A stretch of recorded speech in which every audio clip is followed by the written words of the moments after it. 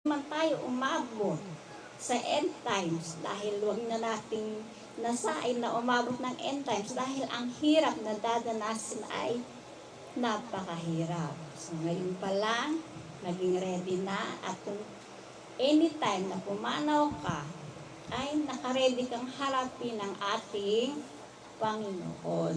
So ito ang ating end times.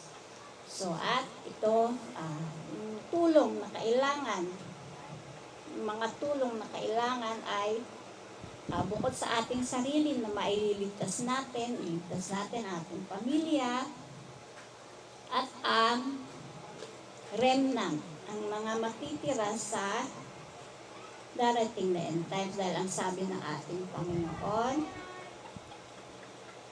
sa aking pagbabalik ay meron pa kaya siyang makikitang mga naniniwala sa Kanya. So, ayun po. Kailangan nating paghandaan ng end times. Kung hindi man tayo umabot sa end times, meron tayong great chastisement na pinaghahandaan. At ang paghahanda dito ay ang pagsilong sa diniretso ko na po ang paghahanda dito ay ang pagsilong sa grasya ng ating Panginoon. Ang pagiging nasa state of grace. At ito, tulad ng noong unang panahon, ang kahalagahan ng dugo ng lamb, diba? Yung kay Moses na dadating ang angel of death. Kailangan ang dugo ng lamb sa mga pintuan.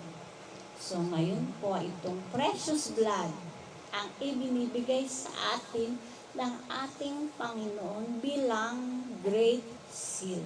Ito ang magliligtas sa atin.